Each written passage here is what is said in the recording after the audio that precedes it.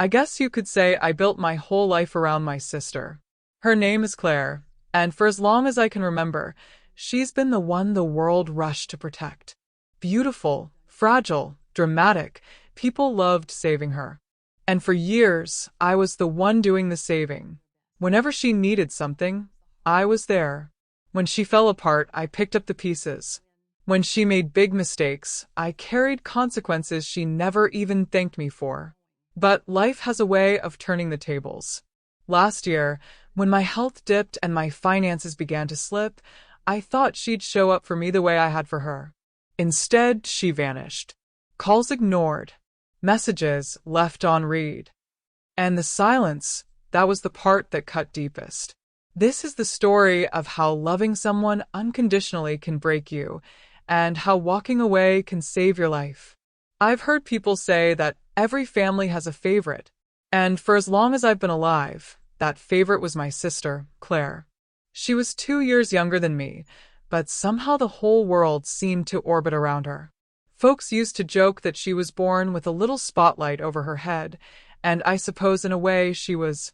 I remember being 8 or 9 years old, standing by the kitchen counter, helping Mama peel potatoes while Claire sat at the table crying over something small. Her doll's dress had ripped, or she couldn't find her crayons. It didn't matter what it was. The moment those tears came, everything stopped. Mama went running. Daddy would pick her up in his arms, pat her back, talk to her soft like she was made of sugar and glass. Meanwhile, I'd still be standing there with a knife in my hand, peeling away, pretending it didn't bother me. Pretending I didn't wish, just once, someone would look at me the way they looked at her. But I got used to it. Children do. You adapt, you mold yourself into the role they expect from you. Mine was simple. Be steady. Be helpful. Be the one who doesn't need anything. It became a habit, that quiet kind of usefulness. Even in school, teachers relied on me to pair with a kid who struggled, or collect the homework, or stay after class to straighten desks. Claire was the one people fussed over. I was the one people depended on. And back then, I didn't mind.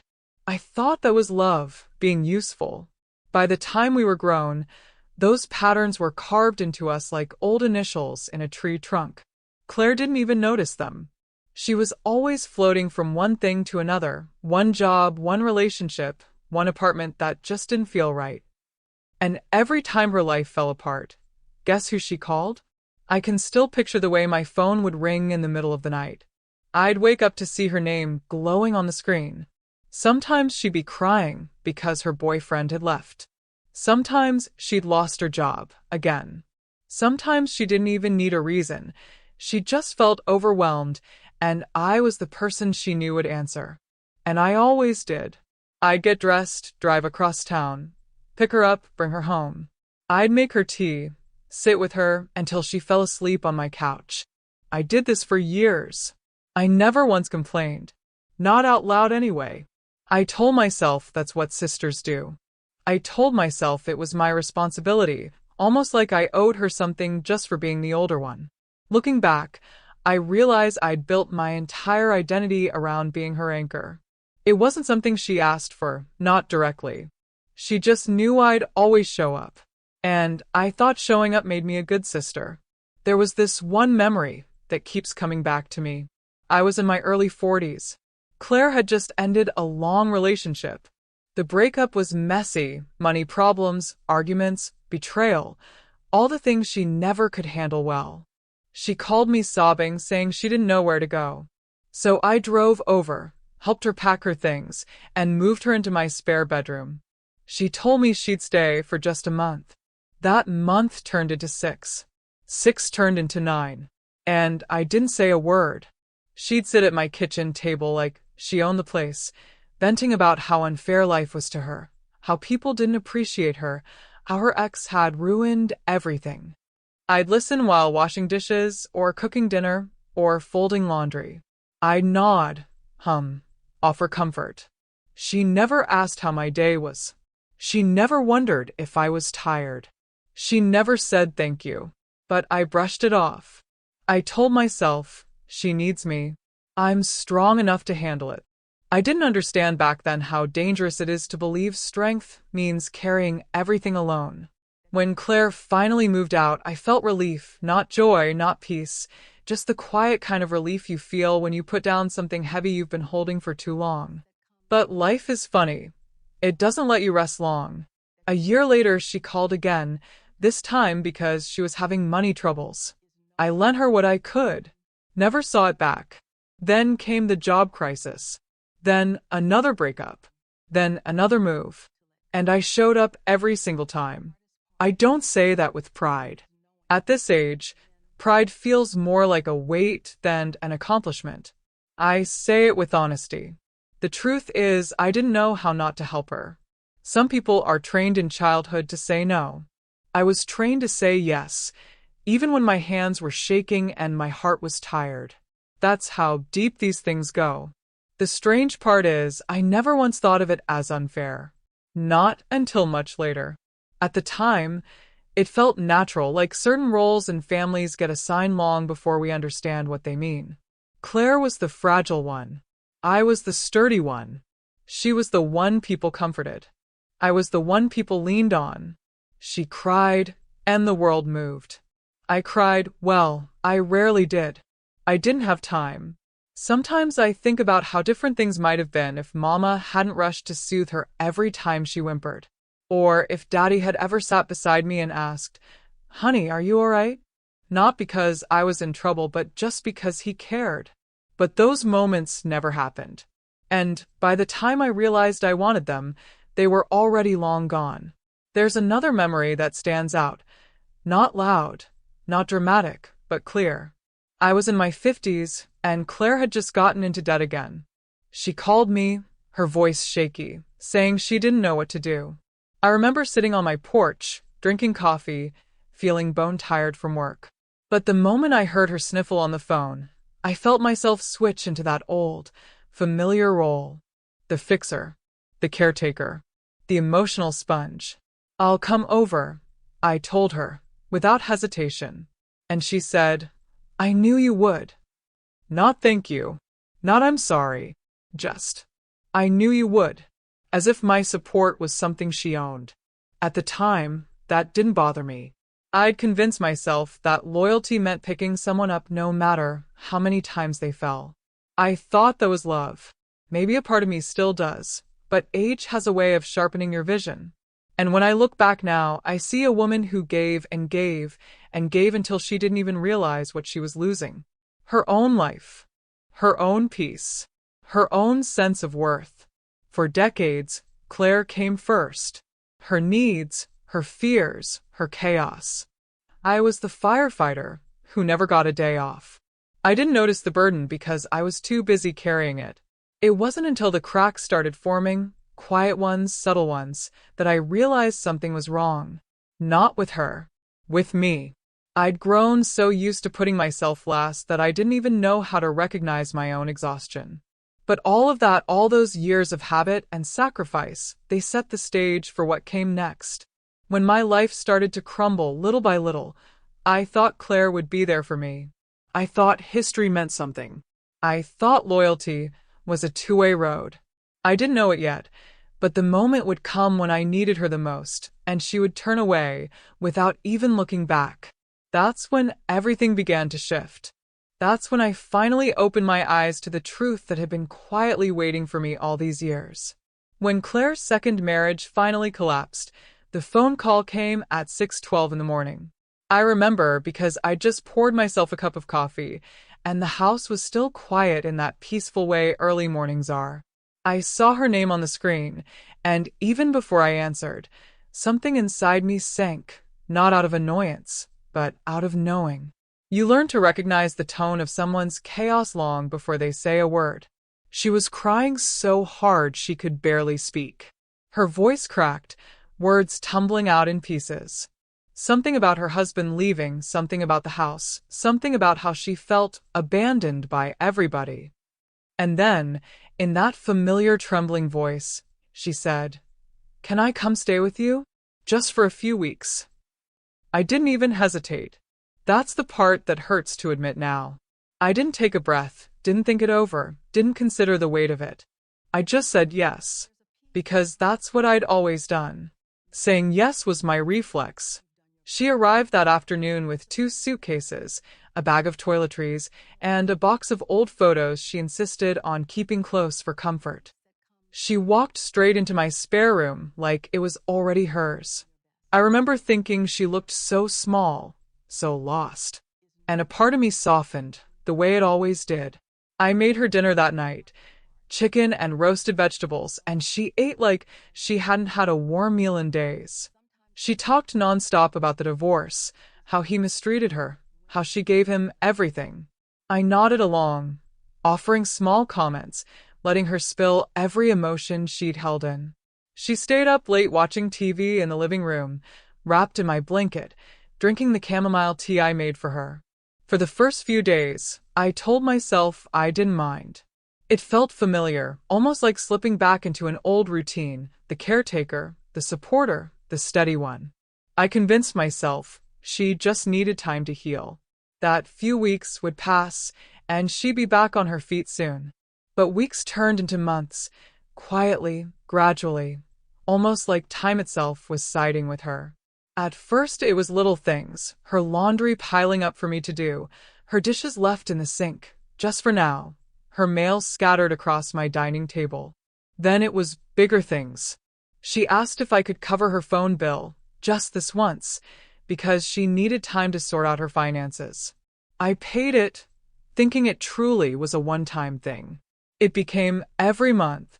She asked for help with groceries, then gas money, then spending money because she said she needed to feel normal again. Meanwhile, I was still working part-time, taking care of my own bills, managing my own aches and pains that come with being in your 60s. But somehow, everything in the house revolved around her moods, her needs, her storms. You could measure the days by her emotions. Some mornings she was bright and chatty, wanting to cook breakfast together, though she always disappeared right when the cleanup started. Other mornings she'd shut herself in the room, crying loud enough for me to hear through the door, and I'd make tea, knock gently, ask if she wanted company. Sometimes she did. Sometimes she didn't. Either way, the weight always fell on me. People talk about emotional labor like it's some abstract thing, but it's not. It's real. It lives in your bones. It shows up in the quiet moments, when you're stirring soup on the stove with a tightness in your chest, or when you're lying awake at night listening to someone else's pain echo through the walls. It wears you down in ways you don't notice until suddenly you do. I remember one afternoon in the fall. Leaves were dropping from the trees, the kind of day where the air feels heavy with change. I had spent hours cleaning the house, vacuuming, dusting, folding laundry, wiping down the kitchen. Claire came home from running errands, which I later learned meant a hair appointment she charged my credit card without asking. She walked through the door, dropped her purse on the couch, kicked off her shoes in the middle of the floor, and said, "Can you make something for dinner?" I'm exhausted. Not a thank you for cleaning. Not a glance at the work I'd done. Just an expectation. And I did it. I made dinner. We ate.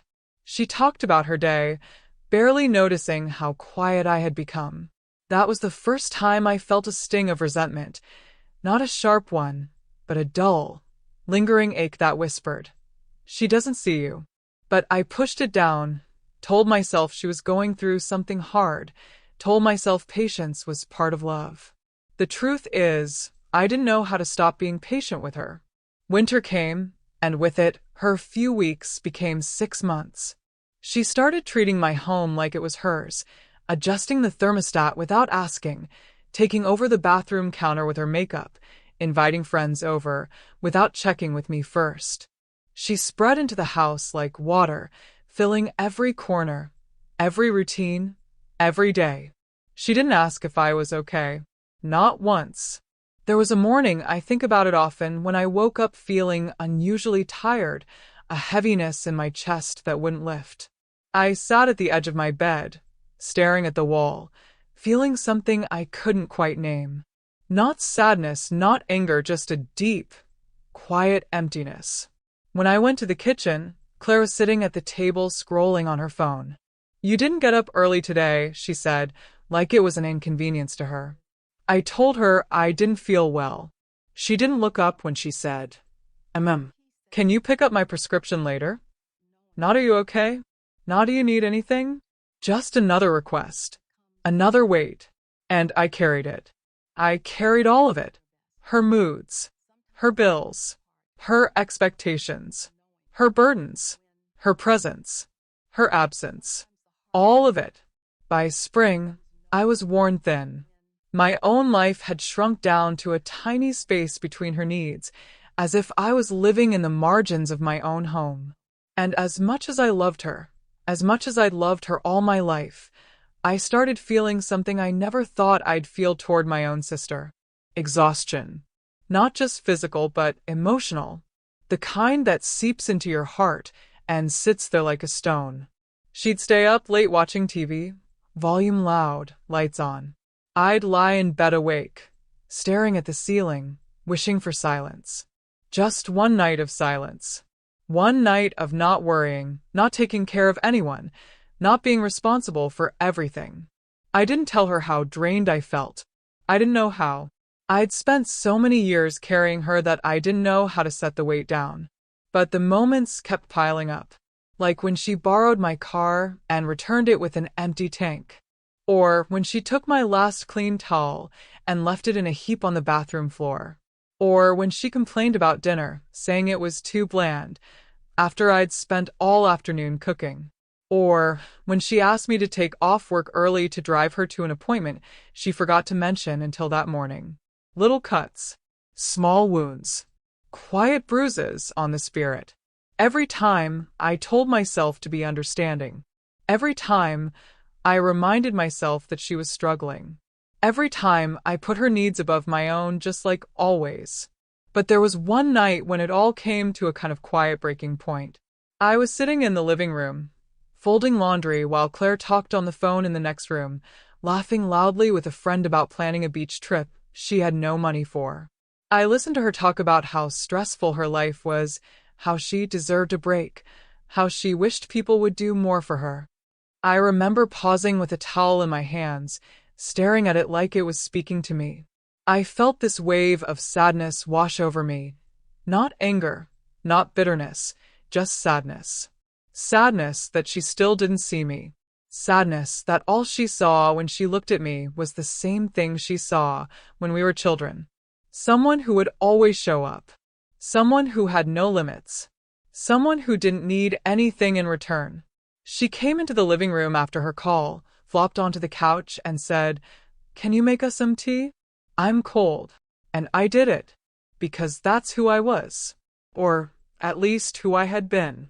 But something shifted in me that night. Quiet, almost invisible, but real. I felt it like a small crack forming inside. I didn't understand it fully then, but it was the beginning of something I didn't know I needed, an awakening. The kind that only happens when you've been carrying too much for too long. And I didn't know it yet, but that crack was going to widen. The weight was going to get heavier. And the moment was coming. The moment when everything I'd spent a lifetime ignoring would finally rise to the surface. I didn't notice the shift at first. It started quietly, the way most things do when you're not paying attention to yourself. I was still moving through each day the same way, waking up early to make coffee, tidying the kitchen before Claire woke, running whatever errands she needed, cooking dinner, folding laundry, but slowly, my body began to fight back. It was the mornings that hit me hardest.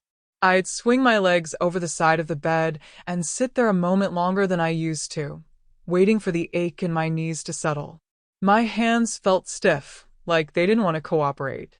Some days, my back felt so tight I had to brace myself against the dresser just to stand up fully. I kept telling myself it was age, or maybe just exhaustion. I'd been pushing myself for so long that I didn't know how to recognize when pushing had turned into harming.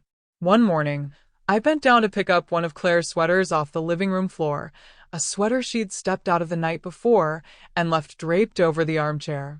As I reached for it, a sharp pain shot across my lower back, quick and fierce, like something had snapped inside me. I had to grab the edge of the chair to keep from falling. It took me several seconds just to breathe normally again.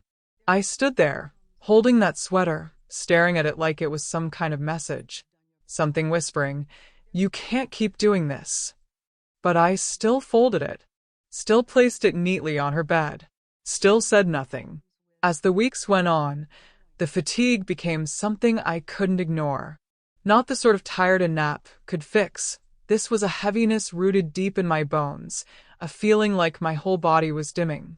Some days, I'd come home from work and sit in the car for 5 or 10 minutes, gathering the strength just to walk inside. Other days, I'd lie awake at night, staring at the ceiling, feeling my heart beat harder than usual, wondering if it was stress or something else. I knew I needed to see a doctor, so I finally scheduled an appointment. Sitting in that small exam room under those harsh fluorescent lights, I felt strangely vulnerable, as if all the years of holding myself together were crumbling quietly inside me.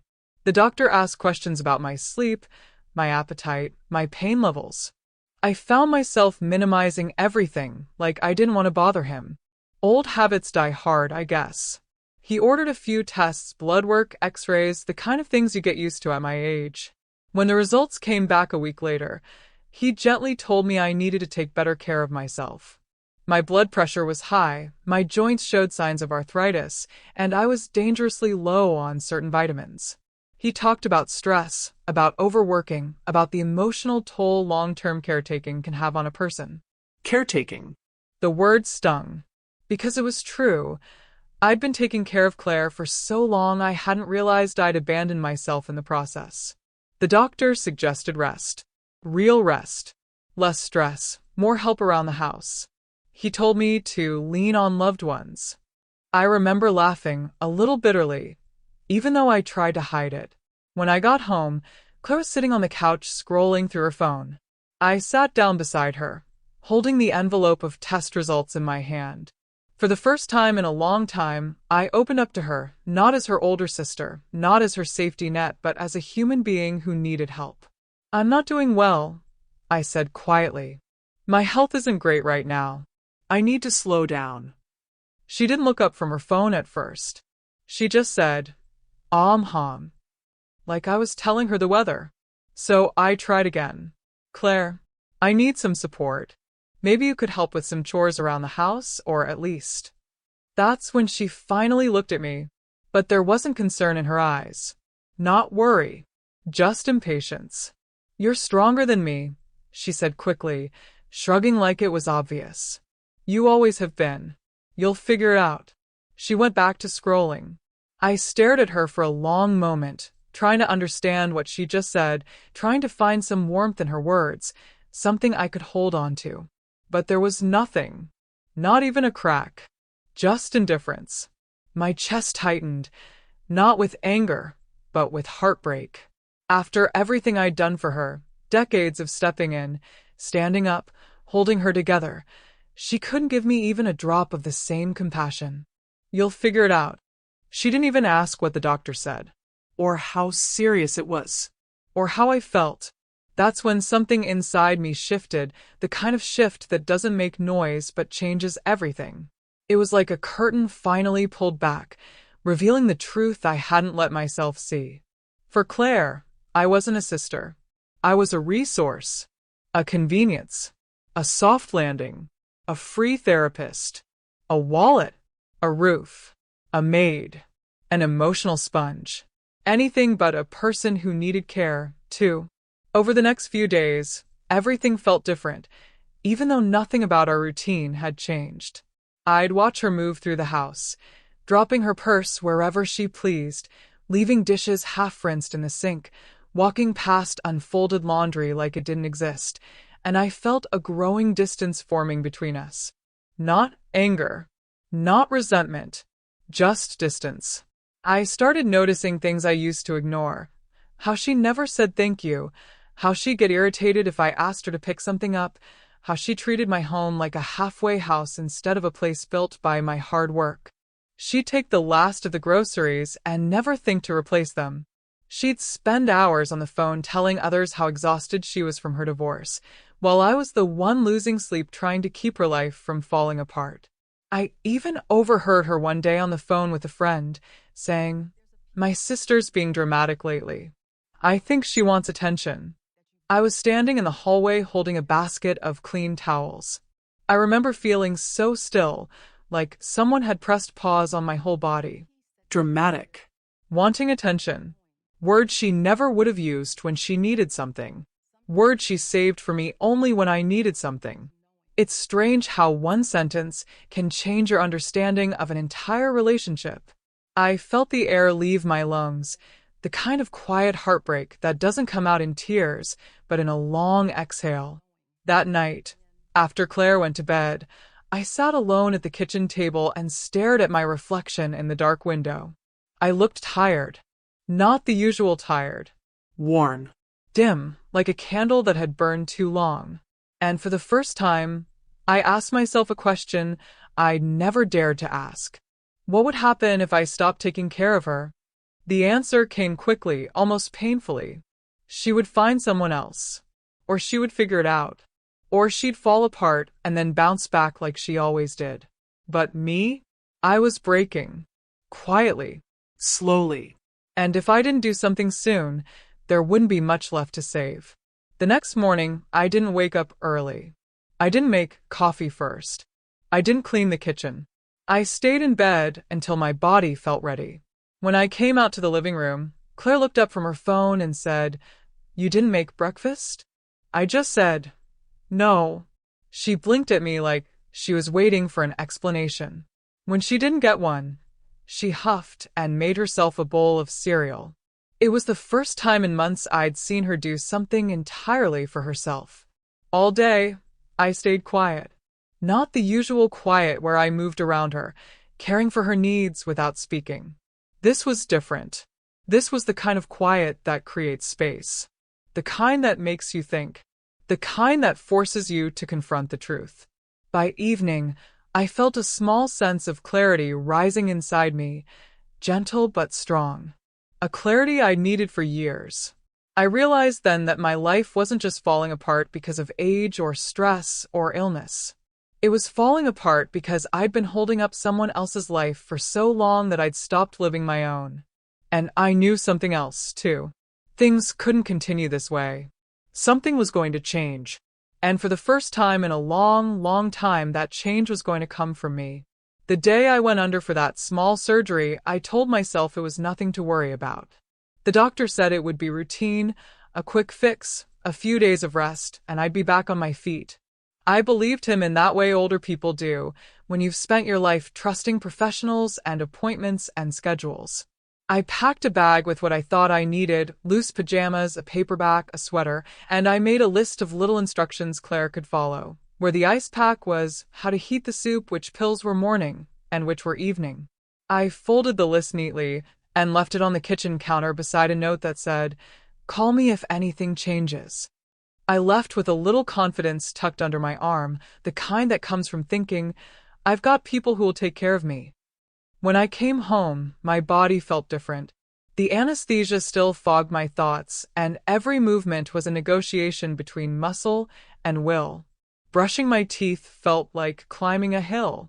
I shuffled from bed to chair to kitchen, letting the house hold me in the way houses do, solid, familiar, reassuring. I thought Claire would be about, making sure I had enough water, asking if I needed help up the stairs. I imagined her voice, light with the little jokes she always made to keep things from feeling heavy. I pictured her there like she'd always been, a steadying presence. But the house was quieter than I expected. The light through the curtains looked too bright for the interior of me, the way sunlight can sometimes reveal dust you haven't seen. I called her once that afternoon, and she said she was out with friends, laughing into the phone as if she could hear them beside her. "I'll be back soon," she told me. "Don't worry." She sounded festive, like toast at a table. I told her it was fine, that I was resting, but I felt a soft unease settle in my chest. The first night, I slept poorly. The incision ached, and every small turn in the bed was an exercise in patience. I kept my phone near me, the screen heavy with the silence of no messages.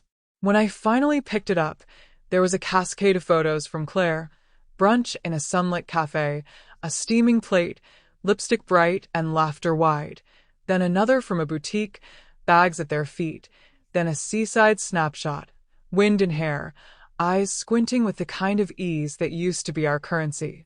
Each image was a small, quiet betrayal, a record of her absence that played across the glass like proof. I understand vacations, I do. I understand needing to breathe and wanting to escape the weight of life. But there was a difference between taking time for oneself and disappearing when someone you love needs help. The posts kept coming, stories with music, filters that made everything glow, captions that mentioned friends by name, and not a single "hope you're okay" for me. I felt the sting not as anger at first, but as a raw, clutching loneliness, the kind that makes you surprised at how much your heart can hollow. On the third day, I tried to stand in the kitchen, and my legs trembled so much I had to sit down. The pain became heavier, a stubborn animal I couldn't reason with. I texted Claire. "Could you please check in tonight? I'm having trouble getting up." I watched the three dots appear in the chat and then disappear. Later, a notification, a new story, another brunch, another laugh. I felt ridiculous, like someone who expected the moon to come down and tuck them in. My pride was frayed, and my body reminded me it had limits. When she finally came home, it wasn't with the soft rush of concern I'd once known. She came in through the back door with a bag of groceries, her hair still smelling like perfume and sunlight. She dropped the bag and kissed my cheek in that quick, distracted way people kiss the cheek of someone they love but don't have to care for in a moment. "How are you feeling?" she asked, more out of routine than curiosity. Not great, I said. "I could use some help getting up to the bedroom." She glanced at the clock. "I told you I'd be back in time." She frowned slightly, like I had interrupted a plan. "I'm tired, okay? It's been a long day." I waited a beat, then tried again. "I needed you. I left you that list." "I saw the list," she said, folding her arms in a way that made her look smaller and somehow stern. "You know I'm doing my best. You always expect the moon from everyone." The words landed like a slap. The sentence felt familiar, like a script she'd borrowed from the many times I'd been the only one steady in her storms. "The moon?" I repeated. "I'm not asking for the moon, Claire. I'm asking you to sit with me for a while, to help me up when I need it, to not be posting cocktails while I can't stand." She rolled her eyes. "You're being dramatic. You're acting needy." I stood there, the counter pressing into my hip, the house tiny around us. The accusation, needy, was a sharp tool. It cut because it was unexpected, and also because it carried the weight of truth. She had learned to name my needs as something I could be shamed for. That word rearranged everything between us. It told me how she saw me now, less as her elder sister, less as someone whose bones and years held stories, and more as a problem, an inconvenience, a drama to be dismissed. "How can you say that?" I asked quietly. My voice wasn't loud. There's a certain thinness to a voice when you're holding pain like a secret. "I'm recovering from surgery. I need help." She sighed as if she'd already given waivers. "You always needed something. I can't live my life around you. I have plans." People. "You should understand that." People. Plans. The words were familiar currency in her mouth, used to explain the distance that grew between us. But today they felt like statements of allegiance, her choosing the life that fit her, the friends and brunches and outings, over the person who had shown up for every messy moment of hers. I remember the precise way the light caught the dust motes by the window that afternoon, how normal it all looked, ordinary domesticity moving on. I sat down, the ache in my body echoing the ache in my chest, and I listened to her footsteps move away into her bedroom like she was closing a door on the past. The next hours were long. I tried to call a neighbor, someone who used to check in, but they were out. I called the clinic, and they suggested a visiting nurse. By the time help arrived, my pride had done the work I used to do for Claire. I had figured out a way to get by on my own. I can laugh now thinking about the stubbornness that makes people of my generation learn to manage. But in those quiet, painful moments, it felt like a revelation. Why had I been surprised she wasn't here? Why had I expected anything different? That night, when the house was empty and the streetlights made pale halos in the windows, I sat with my thoughts. Confronting her had not yielded apologies or a softening of attitude. Instead, it revealed a truth that had been building like a slow leak in my life. Claire had always, in ways both small and large, chosen the parts of life that fed her comfort and convenience. When I needed tenderness, she had chosen distraction. When I needed presence, she offered platitudes. The realization didn't come with fireworks or an epiphany song. It came like a steady, clear light. It settled over me, not with anger, but with a sad, simple clarity. I thought about all the times I had ignored my own limits to make her crises manageable, the nights I had stayed up, the bills I'd covered, the appointments I'd rearranged. I thought about the way I'd smoothed her rough edges and not asked for anything in return, because that's what love had meant to me. But love, real love, does not tally favors like receipts. It does not disappear when the work becomes less pleasant. It shows up. And somewhere in the slow spaces between breaths, I felt a part of me change. It wasn't a violent storm so much as a quiet, resolute settling. I realized that the life I'd built around another person's needs had cost me my own shape. I recognized that I had been complicit by continuing to give without boundaries. I didn't feel triumphant. I felt tired and clean, like someone had finally rinsed a wound. There was grief there, for what could have been, for the small, ordinary moments of care that had been absent, and there was a rising edge of something else, a resolve to find myself again. To be someone who was seen and listened to, not just someone who filled the gaps of other people's lives. As I lay back and listened to the hum of the refrigerator, I thought of the next day and the day after that. I thought of how I might begin to live differently, how I might ask for what I needed and expect to be honored. I thought about the difficult conversations ahead and the small acts of courage they would require. I didn't know exactly how to do it yet. I only knew I couldn't go on like this. The house felt the same, the clock kept time. But inside me, a quiet decision had been made.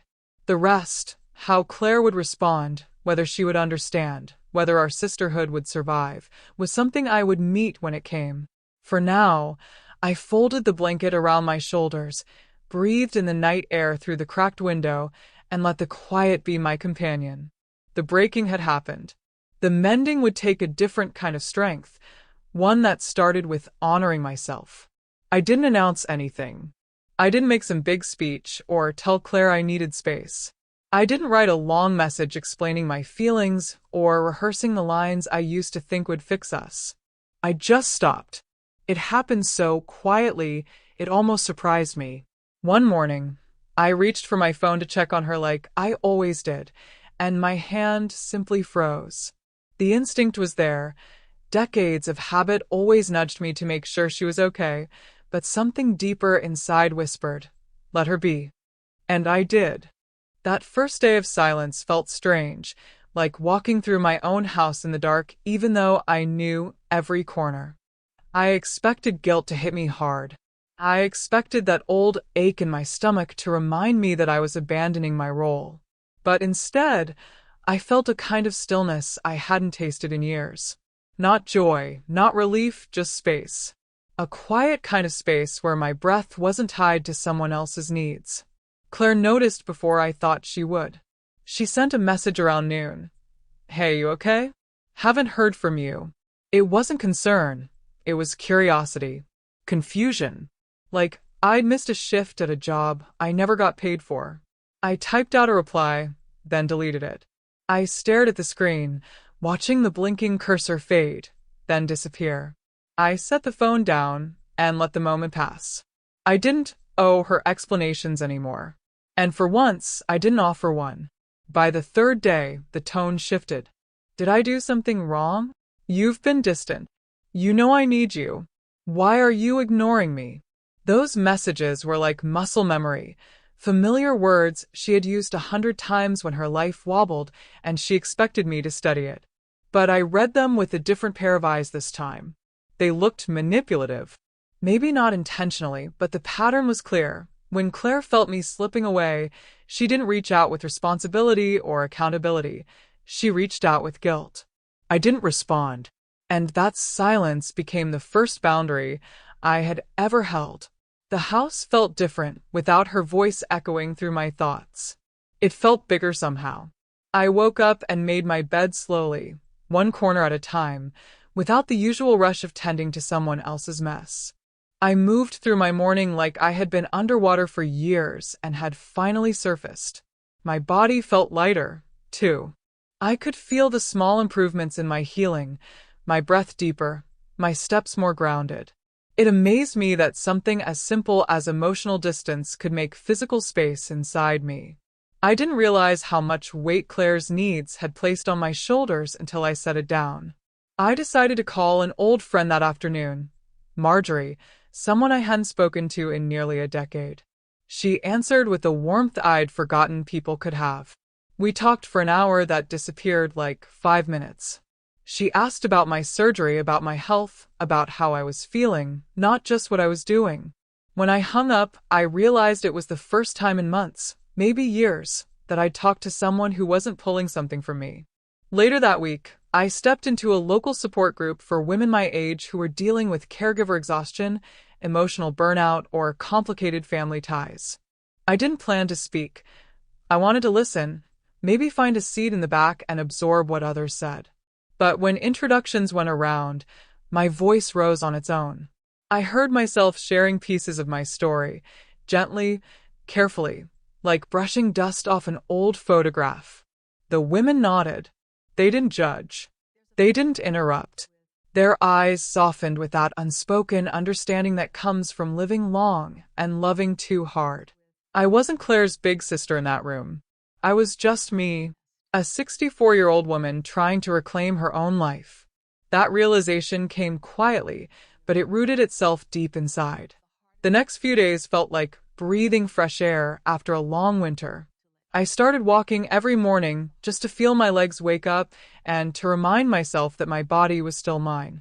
The neighborhood looked different at sunrise, quieter, gentler, like the world itself was healing. I'd stop by the bakery for a small pastry and talk to the owner, a man with silver hair and soft eyes who always asked how my morning was going. I didn't tell him my whole story, but he made me feel seen with simple kindness. It was enough. I went through my house room by room, touching objects I'd forgotten about. Old photos, little souvenirs from trips I'd taken before my life revolved around Claire's chaos, recipes I hadn't cooked in years. I realized how many of my interests had been smothered under her emergencies. That quiet grief stung, but it also pushed me forward. Claire, of course, didn't let go easily. Around the end of the second week, her messages turned sharper. Why are you acting like this? You've never ignored me before. I'm worried. You're scaring me. And then the kicker. After all I've done for you. I had to laugh at that one. Not a cruel laugh. More like a disbelieving exhale. I had spent most of my life bending myself in half for her, and somehow she had rewritten the story in her head to make herself the generous one. I didn't respond, and staying silent wasn't easy. There's a kind of ache that settles in your chest when you break a pattern that's defined you. I had been Claire's safety net for so long that pulling away felt like cutting off a part of my own identity. But every time I reached for the phone, something stopped me. Something wiser. I wasn't punishing her. I was finally choosing myself. The guilt didn't disappear completely. It still whispered sometimes, especially at night when the house got quiet.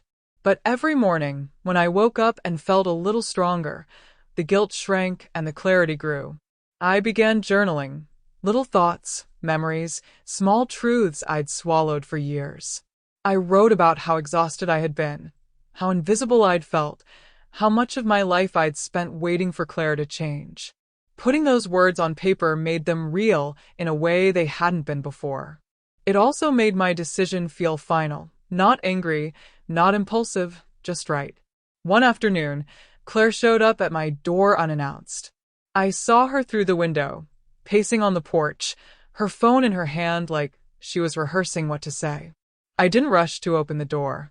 I took a deep breath, placed my hand on my heart the way the women in my support group taught me, and let myself feel grounded before I faced her. When I finally opened the door, she looked startled, like she expected me to fly into her arms and cry. Instead, I just looked at her with a calm I didn't know I was capable of. "What's going on?" she demanded. "Why are you avoiding me?"